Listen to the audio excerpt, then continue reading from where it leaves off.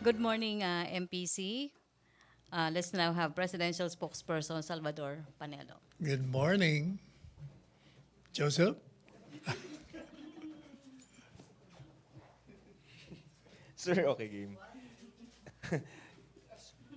Yesterday, sir, si Presidente na nagpa-ambush and then he mentioned he wants some kind of accountability for the parents. Parang the reason why he wants it lowered and he's okay with 12 para daw ma-realize ng mga parents that they have some responsibility over the children, right? Yeah. And then he mentioned yung term na kulong. But under our laws, wala namang ganun, sir, na transfer of accountability from, say, minor to parents, yes? Wala pang ganung Wala mechanism. pa. So, Pero kung under the present law, present proposed law meron, wala pa rin. Eh baka gusto nila, baka nga Congress can introduce provisions to that. na, Na in case of children committing crimes, parents proved to be neglectful, then should also be accountable. sir, under mga legal theory, pwede ba yun, sir? Bakit naman hindi? Although crime is supposed to be personal, pero Correct. but even in crimes, hindi ba merong reckless imprudence? It's also a crime. Pwedeng pumasok sila doon. So you think the president is contemplating maybe also punishment or for the But I think there should be some kind of punishment to the parents also if they are neglectful, either deliberately or recklessly. It's supposed to be that the parents are the trainer of children, the molder of children to become righteous individuals and good citizens. So kapon po na nag-usap kayo, we saw it sa Yes. stage. And what did you talk about? Yeah, we talk about, I said the House has lowered the age of minors in regard to the responsibility. He said, well, okay lang, sabi niya. Kung basta, okay siya sa kanya yung 12. Sir, yun pong kino-contemplate natin na punishment for the for the parents, no? Under Article 80 of the Revised Penal Code, meron po doon na imo-monitor yung, ibibigay yung minors either sa bata, sa institution, in this case yung mga bahay pag-asa, or sa mga parents din. And then the parents will be supervised by the DSWD. Meaning there's a little sharing of burden, so to speak, no? For You know, that alone, that provision is already a punishment to the parents, because when you deprive the parents of parental custody, it's a kind of punishment. Can you imagine your own children, you cannot rear them? Sakit yun. Lalo pa kung mahal na mahal mo. So last one. So we're contemplating a form of punishment other than what is in Article 18. We are not contemplating. The president is expressing an idea. And it's again on the part of Congress to realize that's an idea. If they're open to that, then they can do something about it. All right, sir. That's it for me now. Thank you. May follow-up? Ina, follow-up? Or Christine?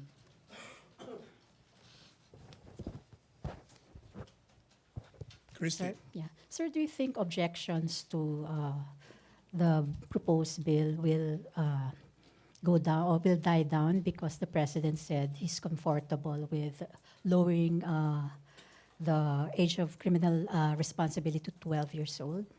I think the opposition is based on the incarceration of children.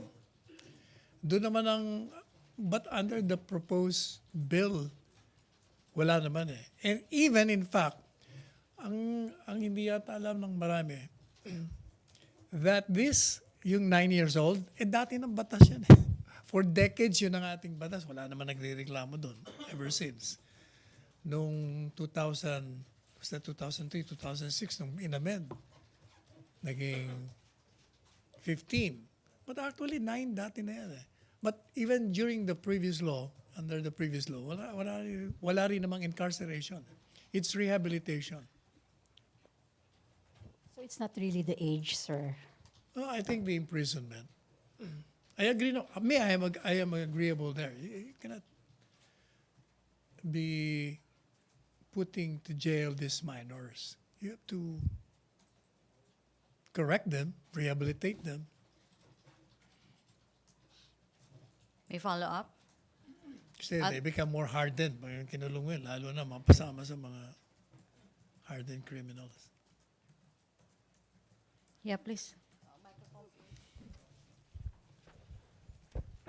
Hi, sir.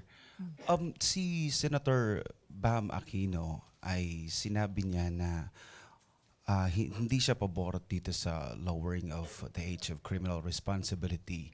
But then, sabi niya dito, kasi may problema daw ho tayo sa Bahay Pag-asa dito sa baba because the lacking of facilities na hindi daw makakatulong para ma-rehabilitate, magbagong buhay because of the lack of facilities at Eh, all. kung yun lang ang problema, di dagdagan natin ng pondo. Napakaliit naman ang problema yan. It's a matter of funding, then let's put some funds or more funds. Okay, follow up. Other issue? May follow up. Oh, sige. Joseph. So clarification, when you say matagal nang nasa law yung 9 9 years years old, old? you're referring to the RPC, no? Okay, sir. Ayun lang. Thank you. Other issue, follow up. Alvin, other issue na. Good morning, Secretary. Morning. Sir, ongoing ngayon yung Senate hearing sa third telco player. In line with this, sir, may rift ba between... May may rift, Reef. yeah, between Presidential Advisor Ramon Jacinto and OIC Secretary Eliseo Rio? Kasi apparently, sir, based on reports, Secretary Rio favors opening up the construction of tower companies to 6 independent parties. Samantalang si RJ Jacinto, gusto niya malimit lang sa dalawa. Baka may disagreement lang sila sa method. Pero We should ask the parties involved. I do not know of any rift between the two. pero doon sa decision, sir, sino ba dapat mag-decide? Si Rio or si RJ Jacinto? Mag-decide on what? Doon sa independent putting up of tower companies.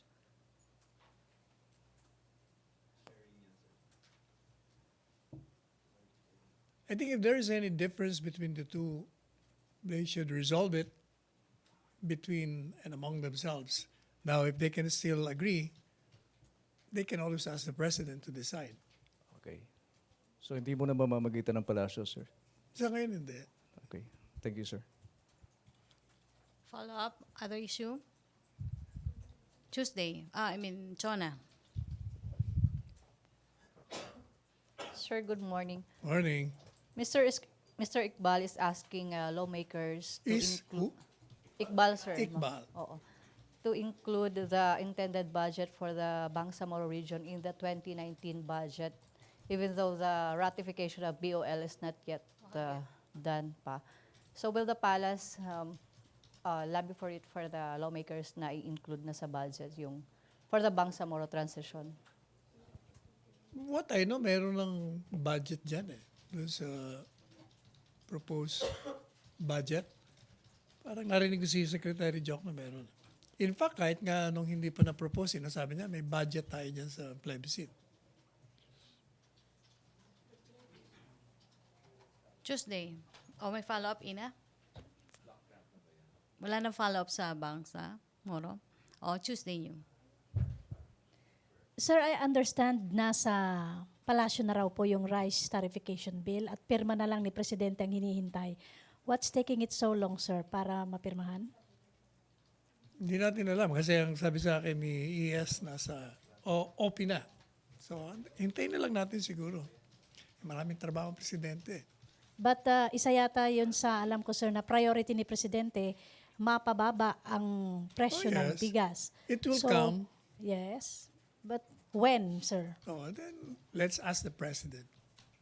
Okay, another It's matter, sir. on his table. So Justice Secretary Minardo Guevara said that yung opinion ng DOJ on the yung panukala na ibaba na yung criminal responsibility ng mga bata. Nagpasa na raw po sila sa palasyo. Have you read it, sir? nagano?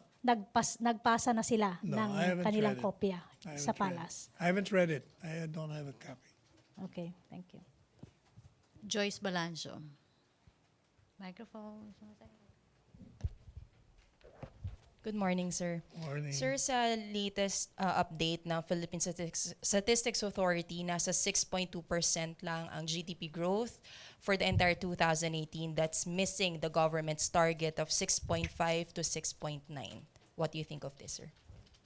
But from what I just read, 6.2 ang growth. In fact, happy nga ang For the economic fourth managers quarter, natin. sir, there was an increase in the fourth quarter. Pero overall, sir, for the entire year, 6.2. Ang target ng government is 6.5 to 6.9. So we missed our target for 2018. That was because of the inflation. Yung inflation rate ang naging problema. Yun ang sinasabi niyo ng economic managers. It's not a concern, sir, na hindi natin nakuha yung target. Well, syempre, you always have a concern when you don't reach a certain target. But you work harder so that you can reach it the next time.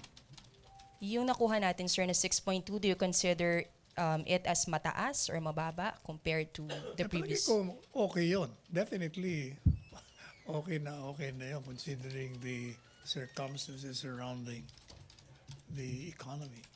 What could be improved, sir, para ma-hit natin yung target natin next time? We will have to ask the economic managers. That's their turf. May follow-up, Bernadette? Hi, Spooks. Meron Tanong din. ko lang po kung at least disappointed po yung Palace na na-miss natin yung growth target for the year po, sir, for 2018. As I said earlier, pag may target ka at hindi mo nakuha, syempre medyo disappointed ka. But it doesn't mean, ka na, you feel that you're such a failure. You work harder para you can reach your target.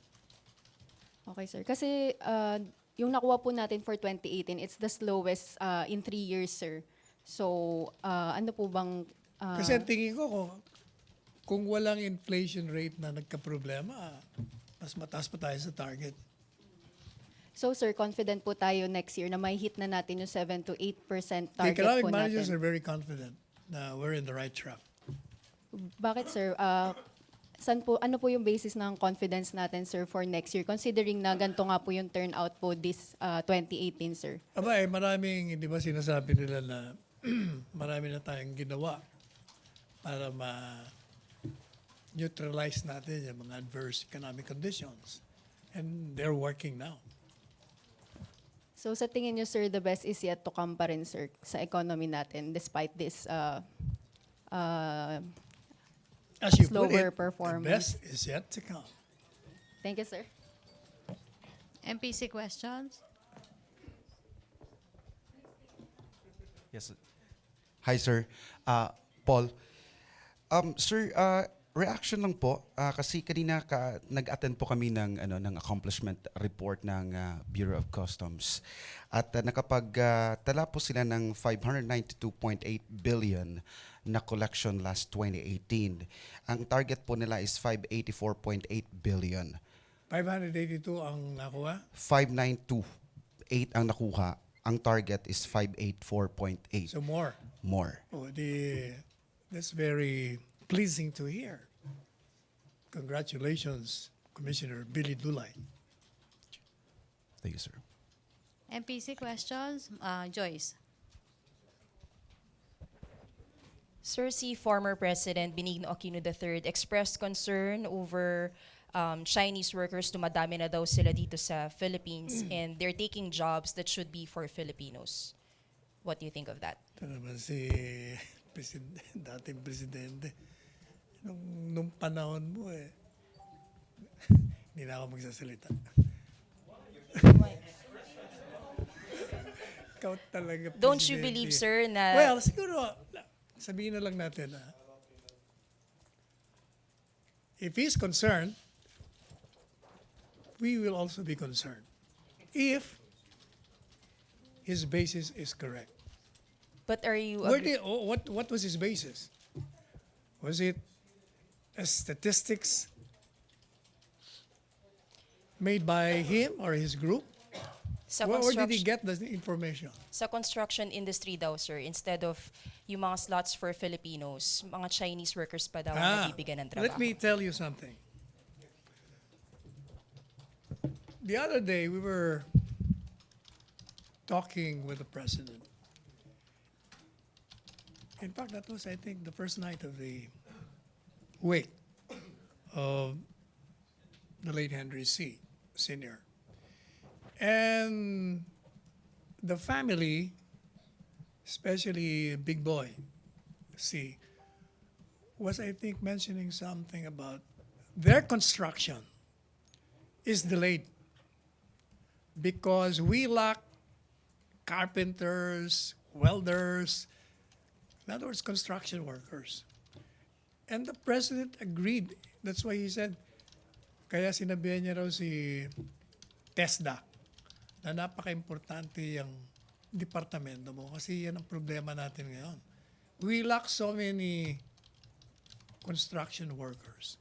Siguro that is why maraming Chinese na kinukuha dahil walang mga Pilipino. Maraming Pilipino walang trabaho and yet they lack the skill. So we need to teach them. And So- most likely baka yung magandang project ng department ng TESDA.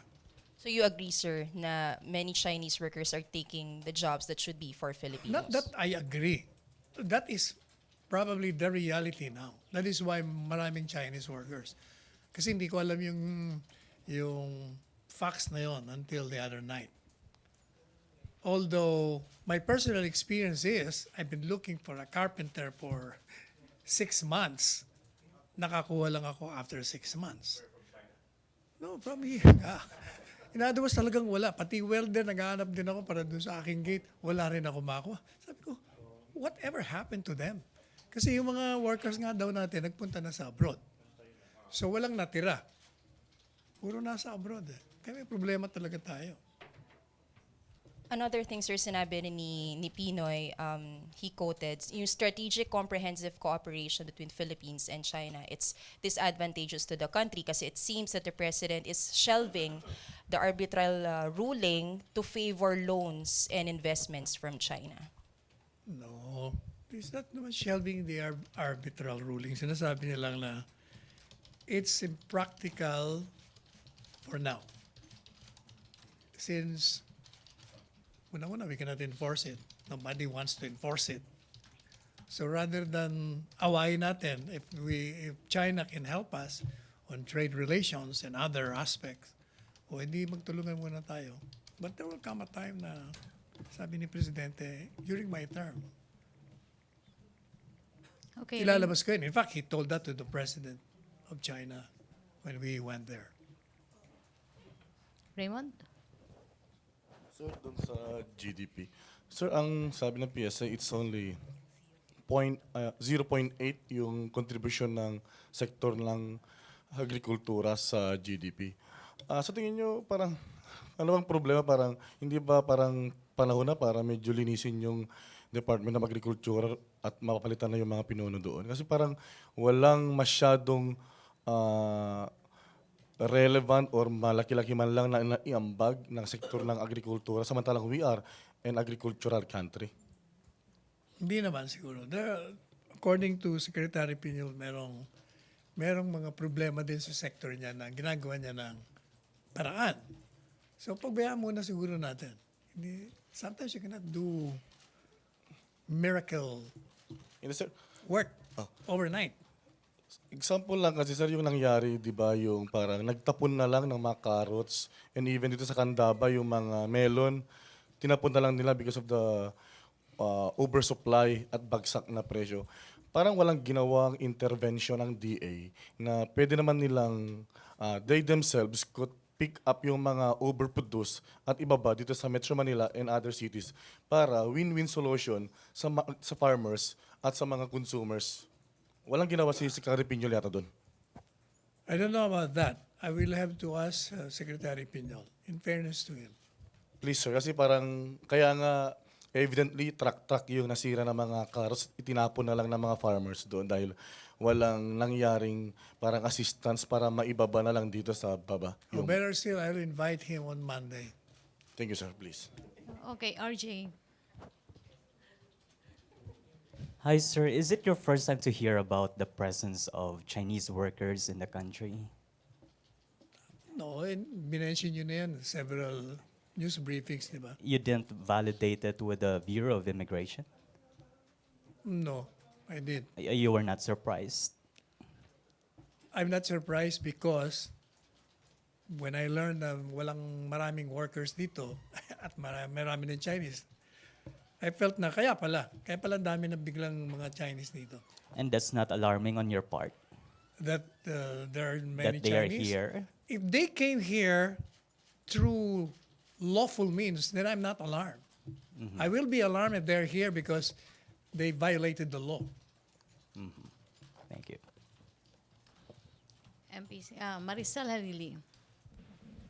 Hi sir, good morning. Sir, Morning. follow up lang dun sa mga Chinese workers. So, considering that you yourself said na medyo kinukulang tayo ng skilled workers, do you see failure on the part of TESDA? Bakit tayo medyo nagkakaroon ng shortage on skilled workers? Not really naman.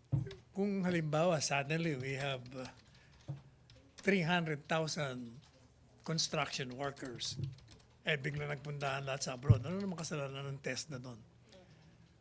TESDA has to do something about it pag na-realize nila na may problema na tayo doon. And then, it has to do something, training people who have no jobs, no employment, para magkaroon, to fill up the vacuum. That is precisely why the President said, your department is very important. Huh? May instruction na siya. Do something about it. So, where do you see the problem, sir? Where does the problem lie? Well, I think the problem is, first, wala nga tayong mga construction workers na ngayon dahil nagpuntahan na sa abroad. Pangalawa, yung mga technical skills nitong mga umalis, hindi na ilipat sa mga anak nila, sa mga pamangkin nila, o sa mga kapitbahay nila. So, TESDA comes in. I think we should establish more technical schools all over the land. MPC, may tanong pa? No more? Oh, Joseph. Sir, sa third telco, no? There's a hearing now in the Senate. And it appears that yung Miss Letel po, yung franchise, according to Senator Dillon, is revoked because it failed to operate in the first year that it had its franchise. Sir, comment first. What I know about that is they had an explanation for that. The lawyer of that company issued a press statement. I don't remember now, but they are disputing that claim. Pero tama ba yun, sir, position na if you're granted from a theoretical point of view, if you're granted a franchise and you're not able to operate, your franchise is considered revoked from a legal standpoint? If there is a provision that says that within so much time that you haven't, and then it's considered revoked. Franchise grant, you mean? Kasi for all you know, the franchise holder may have transferred the operation sa ibang company and they're the ones using it. So technically, gumagalaw pa rin. The franchise is being used. Kung halimbawa ang revoke, will this jeopardize yung efforts ng government to have a third telco player? Kung walang franchise, kung walang franchise, how can they operate? Yeah, so paano nga, sir? They will look for another company that has a franchise. Hindi ba ang dami naman nag-bid? So I suppose we can always go, or these losing bidders can come in the event of a default of the winning bidder. Come again? Regardless, sir, if the franchise holder is Dennis Uy? Or regardless of whoever is the owner, it doesn't matter who. I mean, ibig Basta sabihin, sir, qualified. ibig sabihin, sir, yung third telco is with Dennis Uy, right? And if they don't have a franchise, you're Oh, okay with finding another one? Oh, definitely, because involved ang bansa naman natin. But as I said, from what I gather from the lawyer of Dennis Uy, it's not true. They disputed that and they have documents to show that. Okay, thank you. Okay, may last question. RJ? Sir, does the president consider MNLF leader Nur Mizwari a threat to the success of the Bangsamoro Autonomous Region? Does he? Not really a threat. He considers Nur Mizwari as someone with his group can help in the end of the conflict in Mindanao. You must remember that Nur Mizwari is, until now, perceived to be the leader of the Muslims. Sulu people voted no to the BOL, so how do you take that? Well, as we said earlier, the president will respect the sovereign will of a particular electorate. But winning doesn't mean that they will go against the law. But it's possible. No, you know why? I talked with Sakurtan, and he said he's not really against Bangsamoro organic law. They want, just like Nur Mizwari, they want federalism better. O ibig sabihin, if federalism is better, ibig sabihin, Bangsa organic law is good. Kaya lang may better. So from that point, or from that argument, hindi sila, pwede sila, they can play along. The president is planning to talk with Mr. Mizwari, so what issues does he plan He wants to? what? He wants to talk with Mr. Mizwari, right? Yes. On this matter. So what issues will he take up with him? Because Nur Mizwari has mentioned or has certain ideas. I also talked to him and he said there are many ideas that I can contribute for the peace, prosperity, and progress of Mindanao. That's why I like to talk with the president. And I relate that to the president. And so the president is wanting or open to talking to him with respect to whatever suggestions he has in mind. But apparently he wants federalism, so how else the president can? Well, you can always persuade people. Depende yan eh. If your idea is good enough, people will always be open to good ideas. Eh, kung hindi po pwede yan, di iba naman. Just like the president. President makes or introduces one idea or one method. If it doesn't work, he goes to another mode. He's a creative president. Thank you, sir. Okay, last questions. Joyce? Last question na tayo kay Joyce? Or meron pa? Sige, Christine. Joyce muna. Sir, the Senate has added provisions to the version of the 2019 budget, blocking the needed budget for the China CCTV project, raising national security concerns. How important po ba itong CCTV project with China? What's CCT? Safe Philippines project. It's a 20 billion project to install security cameras in public places in Metro Manila and Davao City. So sabi ni Senate President Pro Tempore Recto, may security risk ito, ganitong project. That's why they added Bakit daw may security risk? China. Oh, well, ano naman kung China? National security concerns or surveillance, public surveillance. Lahat naman yan eh. Well, siguro we understand the apprehensions of some senators. But necessarily, this government will not allow any security leaks. Hindi naman tayo papayag doon. So wala tayong gagawin, sir, to ensure na matutuloy pa rin yung project despite the provision blocking the needed fund for the project.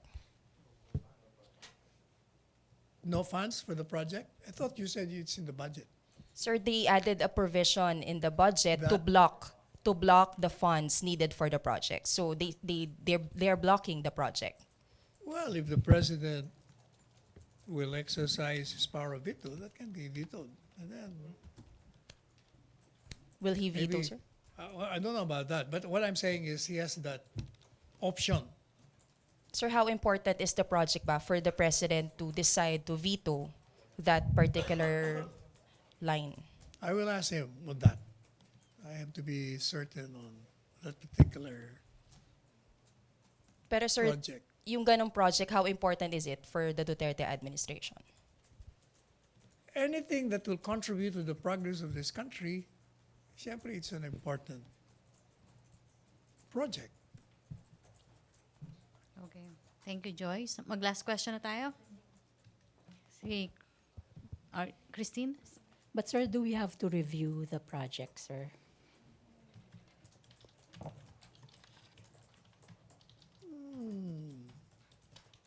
Kanino bang project yun in the first place? Who proposed it? DILG, sir. DILG? And then Rector is saying that NEDA is not providing them documents. Who's not providing? NEDA, sir. The what? Who? NEDA is not NEDA? providing them the documents because they asked for it in sa Senate hearing. O sige, I will ask Ned on that and the ALG. But I will have more intelligent discussion on this. Okay. No more questions? May last question, Joseph.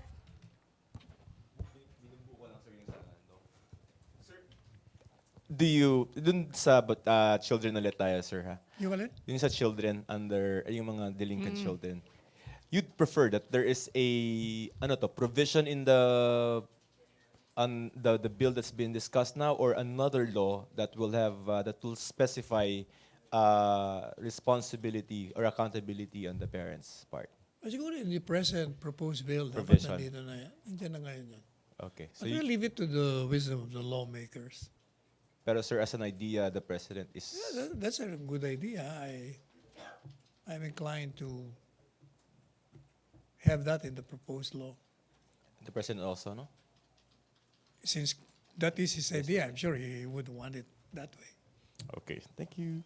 Okay, no more questions? Okay, maraming salamat, MPC. Thank you, Presidential Spokesperson Thank you. Salvador Panelo. Back to our main studio sa Radyo Pilipinas and People's Television Network.